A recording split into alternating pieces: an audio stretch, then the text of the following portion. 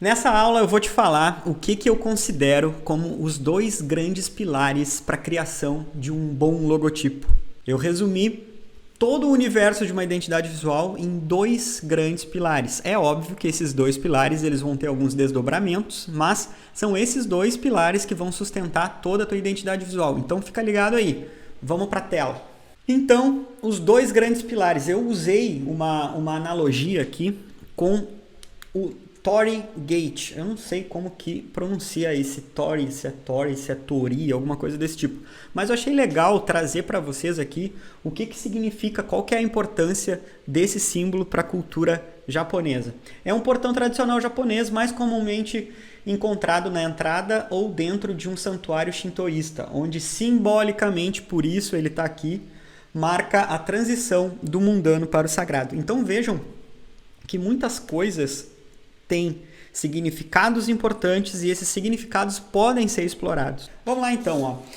Para mim, os dois principais pilares que sustentam uma identidade visual são a simplicidade e significado. Essas duas coisas aliadas vão sustentar todo o resto da identidade visual, tá? Então, eu trouxe aqui para vocês uma explicação breve do que eu quero dizer com isso. A simplicidade, ela traz os fatores estéticos e funcionais de uma identidade visual. Então, esses fatores estéticos e funcionais, quando trabalhados com simplicidade, eles geram uma maior facilidade de compreensão, uma maior facilidade de memorização e uma maior versatilidade. E como que a gente consegue atingir isso, pessoal? Menos cores, menos formas, focar em minimalismo e no menos é mais, aquela frase clichê que a gente ouve por aí, mas que é a pura verdade, menos é mais. Já para o significado, são os nossos fatores conceituais, certo? Então, o que torna aquele logotipo adequado? A gente vai falar sobre o que eu quero dizer com tornar o logotipo adequado, tá?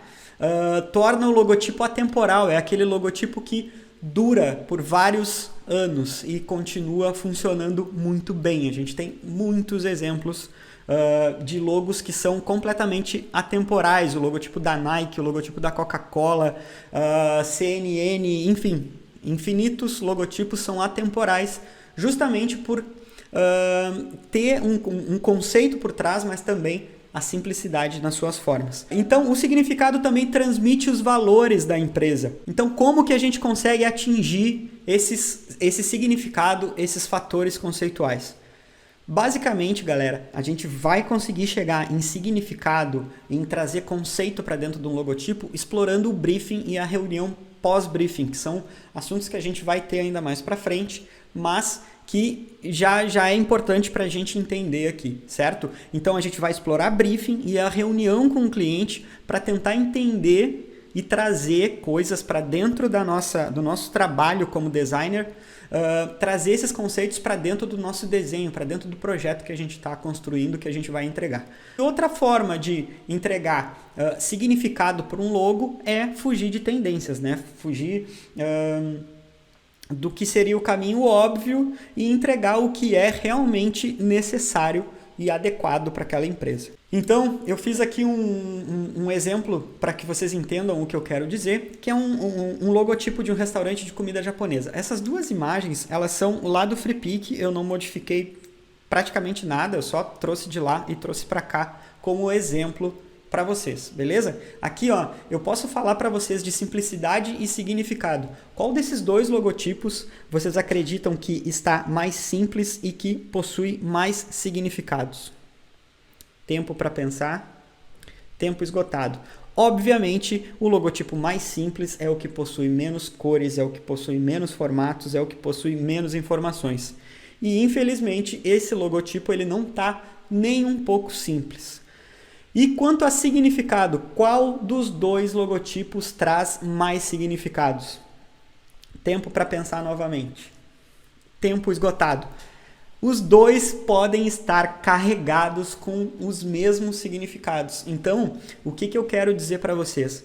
que significado é algo que a gente vai acrescentar ao logotipo lá dentro da nossa defesa, coisas que a gente vai trazer para dentro do nosso projeto para poder defender esse projeto e para tornar esse projeto único e com conceito, certo? Os dois logotipos vão trazer conceitos e significados, porém o primeiro está muito mais simples, o que nos leva a optar em um projeto por um projeto como esse. A gente tem 3 cores aqui, preto, vermelho e branco, e acabou. Esse aqui, infelizmente, é um projeto que está equivocado de diversas formas, tá? Inclusive, essa tipografia, o excesso de cores, o excesso de detalhes. Isso aqui é um logotipo que não funcionaria no mundo real. Eu trouxe mais um exemplo aqui para vocês, que é um logo de barbearia. Eu até fui no Google buscar aqui algumas referências, eu vou jogar na tela aqui para vocês. Aqui. Eu botei aqui no Google barbearia logo. E vejam, todos os logos têm mais ou menos aquela mesma cara, né? Uma caveira, navalhas, certo? Tesoura, máquina de cortar cabelo. Então é aquele logo super carregado e que basicamente é igual a todos os outros. Vejam que eles são muito iguais. Isso aqui é muito difícil de criar uma distinção. Tu vê um logo desses, tu não sabe de quem que tu tá falando. Agora vejam aqui nesse projeto que a gente fez aqui na Mood. Ó, essa aqui é a Modéstia Barbearia. Então vejam a diferença daquele tipo de logo que a gente acabou de ver no Google. Ele está completamente distinto daquilo tudo. É muito mais fácil para um cliente identificar esse logo mais simples, mas cheio de significado, do que aqueles outros logotipos que são iguais a todos os outros, certo? Esse logotipo tem uma letra M aqui de modéstia, mas também do proprietário da marca, que é o Matheus. Tem um barber pole aqui, mostrando que isso é uma barbearia. Mas vejam a versatilidade que essa marca ganha. Tá? Ele, inclusive, vai criar uma linha de produtos para dentro da barbearia que não necessariamente tem a ver com a barbearia. Por exemplo, cerveja artesanal, ele quer vender na barbearia com esse logotipo. Então vejam a versatilidade que a gente acaba entregando por criar algo específico, simples e com significado. Esse logo, como eu falei, ele traz muito a facilidade de compreensão, mais facilidade de memorização. É muito mais fácil entender e gravar e memorizar esse logo do que aqueles outros, que é igual a todos os outros. E ele traz mais versatilidade, como eu falei. Ele é mais adequado à empresa, porque transmite os valores da empresa. Ele é atemporal e volto a falar aqui a respeito dos valores, mas o adequado também tem um pouco a ver com isso, certo? Então vejam a diferença desse tipo de linguagem para a linguagem mais genérica e mais comum e que todo mundo usa. Então eu falei para vocês sobre simplicidade e significado. E uma das coisas que eu falei em significado foi sobre adequação. Então aqui eu quero explicar para vocês o que eu quero dizer com adequação. Eu trouxe 3 exemplos reais aqui de clientes reais da Mood, que é o caso da treinadora Gabriela Nogueira, do Movimento Conectado, do Pulo e a Barra Solo Aqua Fitness.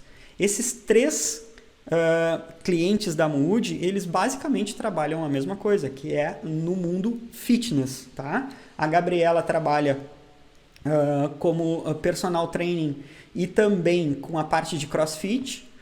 O Paulo tem uma academia aqui na cidade que ela trabalha um pouco mais com os movimentos ligados ao corpo, é quase que yoga, tá? Ou quase que pilates, é um pouco mais circense, tem alguns elementos que tem a ver com fazer exercícios a partir do corpo, certo? Já a Barra Solo é uma academia que tem piscina, que trabalha com a parte de natação, com hidroginástica, ela é uma academia mais família. Então vejam a diferença de linguagem que existe entre esses 3 logotipos. O primeiro com a cor preta, fechada, com um vermelho, mostrando aqui quase que uma pose de velocidade, de movimento, tá? O segundo aqui do pulo, uma coisa mais focada no corpo, uma pessoa quase que em posição ali de dar atenção para o corpo, uma posição de centralização para o corpo. As cores já comunicam algo diferente, um cinza um pouco mais claro com amarelo, então já simboliza quase que algo mais para o corpo, voltado para o corpo, mas também ligado à parte mental, vamos dizer assim. Ele não comunica a mesma coisa que a Gabriela Nogueira aqui quer comunicar.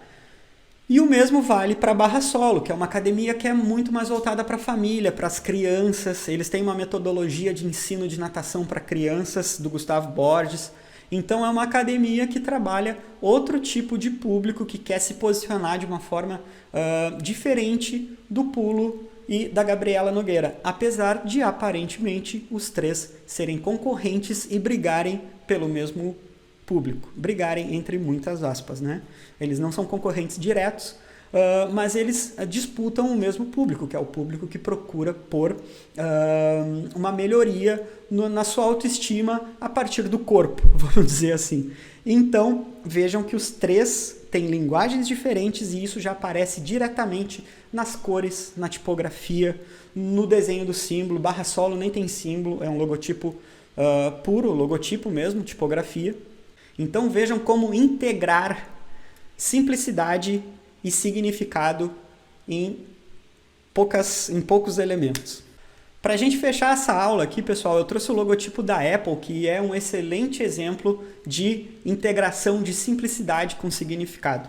A Apple começou lá em 1976 com esse logo que era uma confusão, um absurdo. Já no outro ano, eles modificaram o seu logo e com o tempo ele foi ficando cada vez mais simples e hoje é só um cinza em cima de um branco ou um preto com um logo mais cinza. Ele é muito discreto. Então, a simplicidade aliada ao significado está muito presente no logotipo da Apple.